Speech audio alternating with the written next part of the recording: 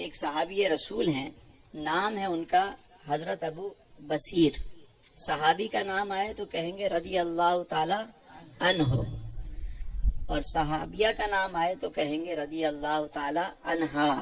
ٹھیک ہے، یہ مشرکین مکہ کی قید میں تھے.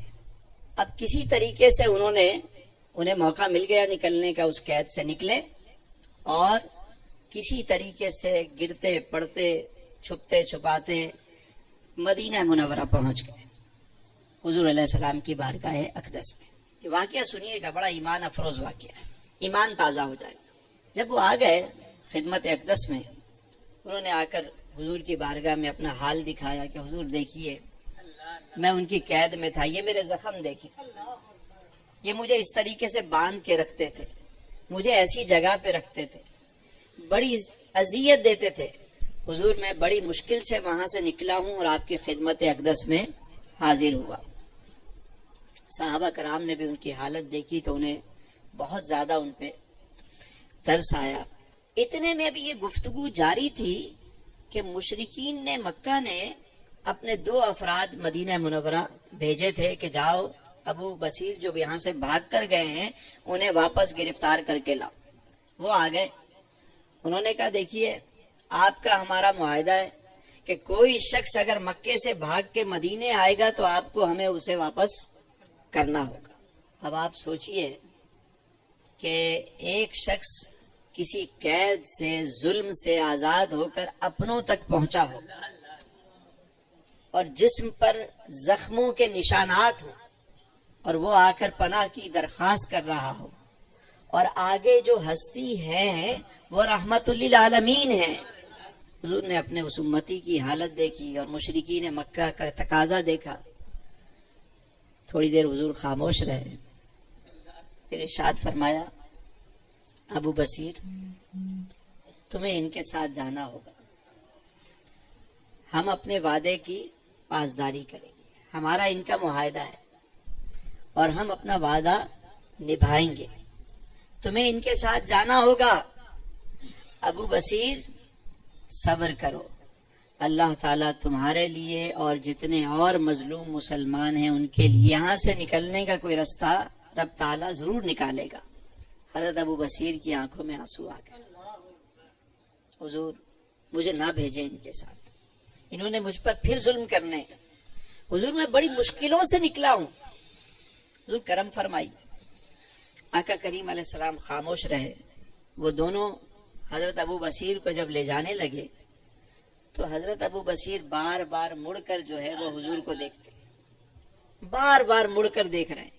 وہ آگے گھسیٹ رہے ہیں، آپ مڑ کے دیکھ رہے ہیں کہ شاید حضور بات ارشاد کریں. حضور بڑے صبر کے ساتھ بیٹھے رہے. جیسے ہی ابو بصیر نظروں سے اوجھل ہوئے تو حضور علیہ السلام کی چشمان مبارک سے آنسو جاری ہو گئے. بڑا ضبط کر کے حضور بیٹھے رہے، حضور کی آنکھوں سے آنسو جاری ہوئے. اب حضرت ابو بصیر جا رہے ہیں ان کے ساتھ.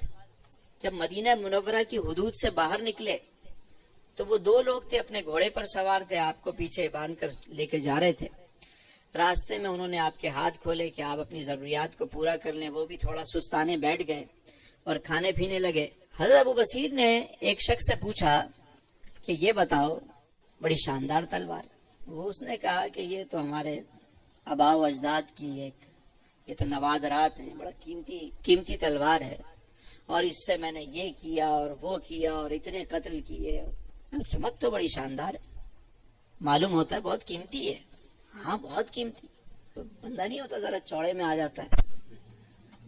آگے اپنا مجھے دکھانا ذرا تلوار. اس نے کہا یہ دیکھو.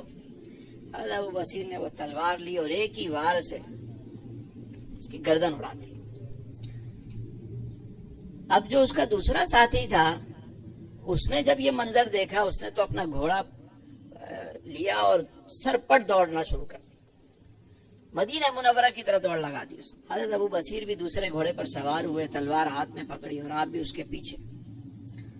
وہ جا کر حضور علیہ السلام کی بارگاہ میں پہنچا. اس نے کہا کہ دیکھیے کہ آپ کے ساتھی نے میرے ساتھی کو قتل کر دیا. اتنے میں حضرت ابو بصیر بھی پہنچ گئے. جا کر عرض کرتے ہیں حضور آپ نے تو اپنا وعدہ پورا کر دیا تھا حضور، آپ نے تو وعدہ نبھایا، ان کے حوالے کیا۔ اگر اب یہ خود ہی نہیں سنبھال پائے، حضور سنتے رہے۔ جب اس شخص نے کہا کہ دیکھیے آپ کے ساتھی نے قتل کیا ہے، اب آپ کو پتا ہے کہ اس کی سزا کیا ہوگی، حضور خاموش رہے۔ حضور نے فرمایا ہم نے اپنا وعدہ نبھا دیا، ہم نے اپنا وعدہ۔ حضرت ابو بصیر کہنے لگے حضور میرے لیے کیا حکم ہے؟ آپ نے فرمایا حکم تو وہی ہے جو پہلے تھا کہ ہم تمہیں مدینے میں نہیں رکھ سکتے۔ صحابہ کرام علیہم الرضوان حضور کی گفتگو سے خوشبو جو ہے وہ کشید کر لیتے تھے، جملوں سے خوشبو کو محسوس کر لیتے تھے کہ حضور کا اشارہ کیا ہے۔ حضور نے فرمایا ہم تمہیں مدینے میں نہیں رکھ سکتے، اس کا مطلب ہے کہ باقی تم کہیں بھی رہ سکتے ہو۔ حضور سے اجازت لی، اور وہ کیونکہ انہیں پتا تھا کہ ابھی مشرکین تک یہ خبر جائے گی تو پھر وہ آ جائیں گے لینے، مدینہ شریف سے وہ نکل گئے۔ اب مکے تو وہ جا نہیں سکتے تھے، تو سمندر کے کنارے انہوں نے ایک اپنا ٹھکانہ بنا لیا اور وہاں وہ رہنے لگے۔ یہ خبر پہنچی مکہ المکرمہ کہ ابو بصیر نے اس شخص کو جو لینے گیا تھا قتل کیا اور خود بھی مدینے سے فرار ہو گئے۔ اب مشرکین سوچنے لگے کہاں گئے، اور یہ خبر پھیلتے پھیلتے حضرت ابو جندل رضی اللہ تعالیٰ عنہ تک پہنچی۔ حضرت ابو جندل کون ہے؟ ان کے بارے میں ہم نے گزشتہ جمعرات میں ہم نے ذکر کیا تھا۔ تو وہ بھی وہی تھے جو قید سے نکل کر آئے تھے اور انہیں بھی واپس کر دیا گیا تھا۔ جب انہیں یہ پتا چلا کہ ابو بصیر نے ایک ٹھکانہ بنا لیا ہے، وہ دوبارہ مشرکین کی قید سے نکلے اور آپ کے پاس پہنچ گئے۔ اب تعداد کتنی ہو گئی؟ 2۔ آہستہ آہستہ یہ خبر بڑھتی گئی اور وہاں پر مسلمانوں کی تعداد بڑھتی چلی گئی۔ مقام عیس پر وہ رہنے لگے، سمندر کے کنارے، پہاڑوں کے پاس، اور پھر آہستہ آہستہ انہوں نے گوریلا وار شروع کر دیا۔ یعنی مشرکین کے جو قافلے وہاں سے گزرتے شام کے لیے، انہوں نے وہاں پہ گوریلا وار شروع کر دی، حملے کرتے اور اشیاء خرد و نوش اٹھا کے لے جاتے۔ اب مشرکین کا وہاں سے گزرنا جو ہے وہ محال ہو گیا، اور مسلمانوں کی تعداد وہاں بڑھتی جا رہی، کیونکہ مسلمانوں کو پتا ہے کہ اب ہم مدینے جائیں گے تو یہ ہمیں واپس بھیج دیں گے، تو ہم مدینے نہیں جائیں گے، ہم ان کے ساتھ رہیں گے۔ ابھی تعداد بڑھتی گئی، اور ادھر حضرت ابو بصیر، حضرت ابو جندل اور جو باقی مسلمان تھے، اب دل میں تڑپ تو ہے نا مدینے جانے کی۔ سامنے مدینہ ہے، راستہ جا رہا ہے، قافلے بھی مدینے کی طرف جاتے ہیں، سب گئے رہ گئے ہم، جانے کب ہوگا کرم۔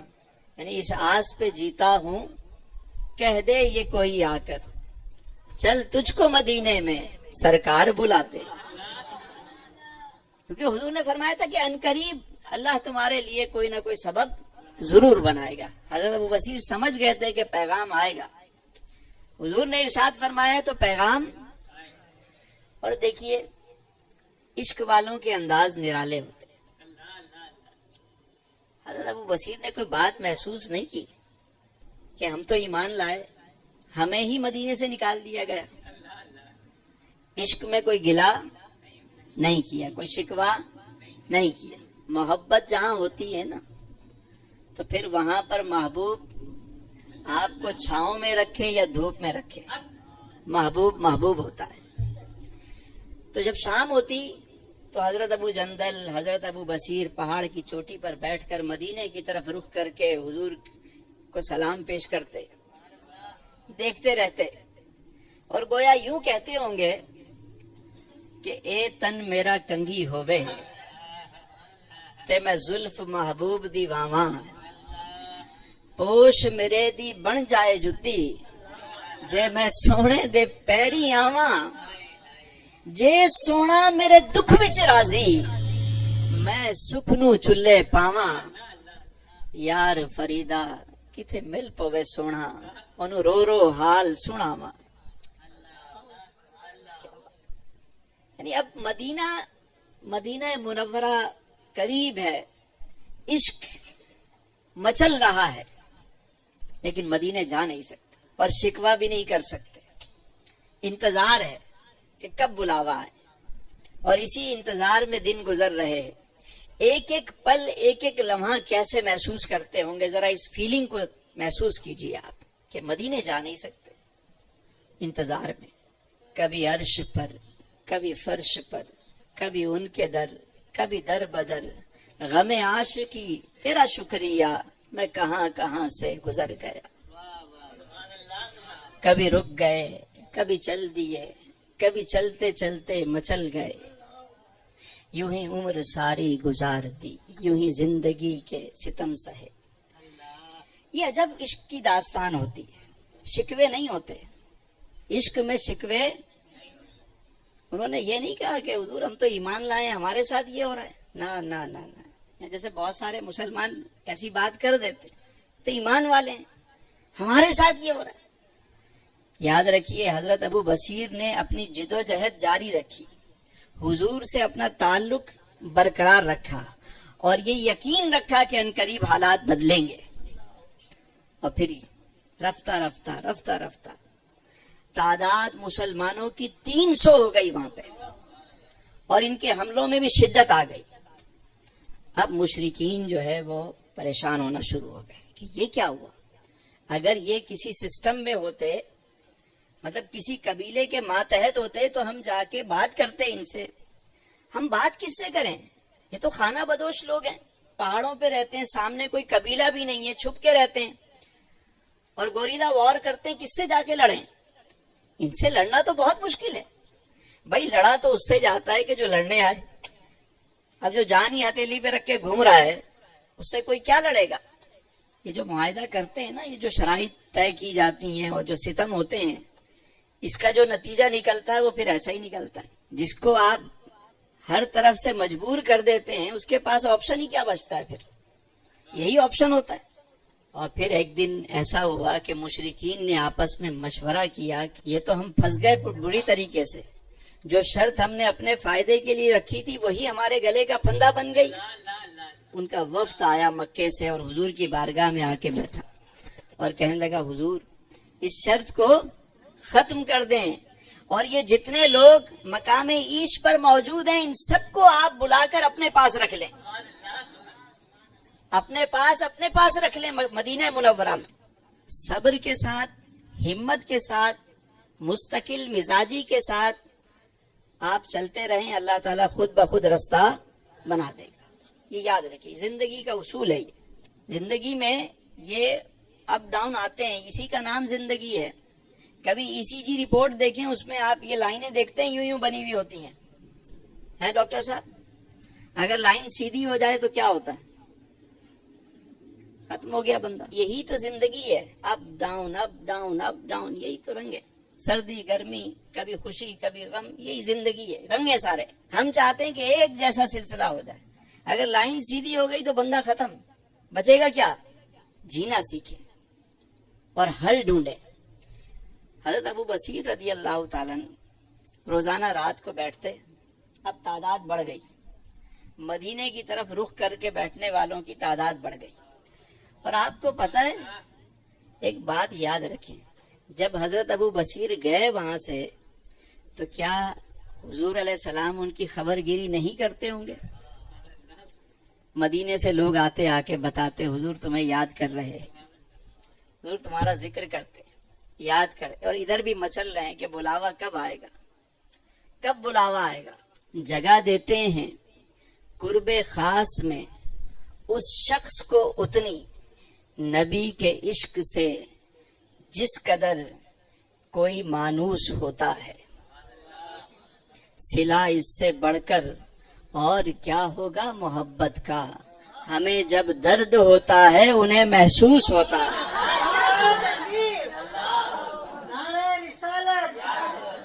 ہمیں جب درد ہوتا ہے انہیں محسوس ہوتا ہے۔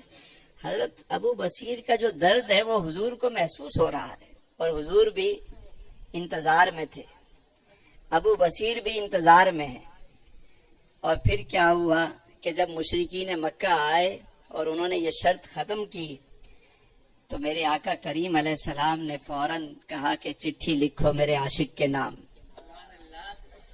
ایک پیغام لکھوایا کہ ابو بصیر آ جاؤ، مدینے آ جاؤ، سارے ساتھیوں کو لے کر مدینے آ جاؤ. پیغام سوا لائی ہے سرکار نبی سے, آیا ہے بلاوا مجھے دربار نبی سے. اب وہ انتظار کی گھڑیاں جو ہیں وہ ختم ہو رہی ہیں. ادھر قاصد جو ہے وہ پیغام لے کر چلا اور ادھر حضرت ابو بصیر بستر پر ہیں, لیکن چہرہ مدینہ منورہ کی طرف ہے. انتظار کر رہے ہیں کہ کب پیغام آئے گا. قاصد پہنچا وہاں مقام عیس پر اور جا کر حضور علیہ السلام کا جب پیغام دیا کہ مبارک ہو, مدینہ منورہ سے آقا کریم علیہ السلام کا بلاوا آ گیا ہے. سارے مسلمان ایک دوسرے سے گلے مل کر رونے لگے اور حضرت ابو جندل جلدی سے اٹھے اور بھاگ کر حضرت ابو بصیر کے پاس پہنچے. وہ بستر پر ہیں, بیمار ہیں, اور آنکھیں جو ہے نا ان کی کھلی ہوئی ہیں, انتظار میں ہیں, محبوب کے انتظار میں آنکھیں ہیں. جا کر جب پیغام سنایا, خط جا کر دیا, تو آپ نے اشارہ کیا کہ پڑھو خط کو. حضرت ابو جندل نے جب یہ خط پڑھ کر سنایا کہ حضور نے پیغام, حضور کا ارشاد گرامی ہے کہ آ جاؤ غلاموں آ جاؤ. حضرت ابو بصیر نے وہ خط لیا, چوما, آنکھوں سے لگایا, سینے سے لگایا, اور پھر آنکھیں بند کی اور کلمہ پڑھا, اور روح جو ہے کفا سے انصری سے پرواز کی. یعنی محبوب کے اس خط کا ہی, اس بلاوے کا ہی انتظار کر رہے تھے اور کسی چیز کا انتظار نہیں تھا. اپنا مشن مکمل کی کر چکے تھے. مشرکین مکہ کو گھٹنے ٹیکنے پر مجبور کر دیا تھا انہوں نے.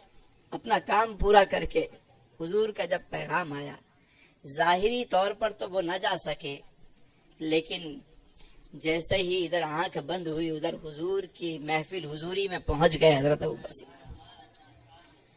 اور آپ دیکھیے کہ پھر آقا کریم علیہ السلام کی طرف سے انعام کیا ملا, ذرا یہ بھی تو دیکھیے. حضرت ابو جندل نے نماز جنازہ پڑھائی, اسی مقام عیس پر حضرت ابو بصیر رضی اللہ تعالیٰ عنہ کا مزار بنا, اور پھر آج بھی وہاں پر مسجد ابو بصیر وہاں پر موجود ہے. دنیا بھر سے لوگ جا کر اس کی زیارت کرتے ہیں. یہ مکہ اور مدینہ کے درمیان ایک مقام عیش ہے, وہاں پر مسجد ابو بصیر اور آپ کا مزار وہاں پر موجود ہے. آپ دیکھیے کہ انعام کیا ملا. باقی اصحاب نے جو جد و جہد کی, انہیں تو یہ انعام ملا کہ وہ سارے مدینہ منورہ آ گئے, اور حضرت ابو بصیر کو جو نشان عشق عطا ہوا وہ کیا ہوا. دیکھیے کہ کیسا نشان عشق ملا کہ آپ کا وہاں مزار بنا اور آپ کے نام سے وہاں مسجد منسوب ہوئی, اور رہتی دنیا تک لوگ وہاں جاتے رہیں گے اور حضرت ابو بصیر رضی اللہ تعالیٰ عنہ کی خدمت میں سلام عرض کرتے رہیں گے. آپ کا کام بھی زندہ رہا, آپ کا نام بھی زندہ رہا. یہ صحابہ کرام علیہم الرضوان کی وہ قربانیاں ہیں لازوال. اسی لیے کہا گیا کہ حضور کی جو سیرت ہے وہ ہمارے لیے بہترین نمونہ ہے, اور اس میں ہمارے لیے سیکھنے کی بہت ساری چیزیں موجود ہیں. اس میں اللہ تعالی ہم سب کو آسانیاں عطا فرمائے اور آسانیاں تقسیم کرنے کا شرف عطا فرمائے. اعلیٰ حضرت امام اہل سنت سے کسی نے پوچھا کہ سید زادے کی اگر تربیت کرنی پڑے تو کیسے کریں, یعنی سید بھی ہے اور سدھارنا بھی ہے. تو آپ نے فرمایا کہ اگر سختی کرنی بھی پڑے تو دل میں یہ نیت کر لو کہ میں ان کے پاؤں کی دھول کو صاف کر رہا ہوں. یعنی سادات کا ادب, نسبت کا ادب تو اپنی جگہ رہے گا, لیکن ایک شخص اگر ایسا ہے کہ اس کا کیریکٹر ہی وہ نہیں ہے تو اسے خود غور کرنا چاہیے کہ جہاں سے وہ منسوب ہے, جس نسبت سے اس کا تعلق ہے, اس نسبت کا خیال رکھنا چاہیے.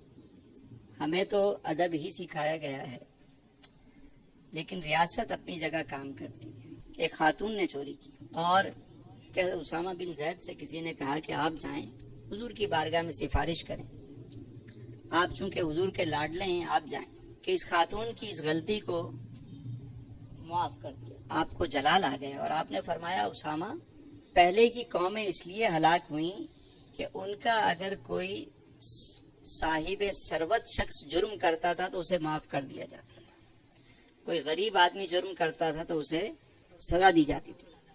تو حضور علیہ السلام نے جو یہ بات ارشاد فرمائی کہ اگر اس کی جگہ میری بیٹی فاطمہ بھی ہوتی تو اسے بھی سزا دی جاتی. دیکھیں جرم اگر کوئی کرے گا تو ریاست اپنی جگہ کام کرے گی. وہ کوئی عالم ہو، کوئی حافظ ہو، کوئی سید ہو، ریاست اپنی جگہ جو قوانین ہیں وہ سب پہ لاگو ہوتے ہیں. جہاں تک رسپیکٹ کی بات ہے تو ہم ہر سید زادے کا ادب کرتے ہیں. بات سمجھ میں آ گئی؟ جو آپ بات کر رہے ہیں وہ بات بالکل ریاست کی بات ہے، اور ہم جو بات کر رہے ہیں وہ بات محبت کی کر رہے ہیں. ادب ہم ہر ایک کا کریں گے، ہر نسبت والی شے کا کریں گے، لیکن جس نے جرم کیا ہے اسے سزا تو ملے گی، وہ کوئی بھی ہو.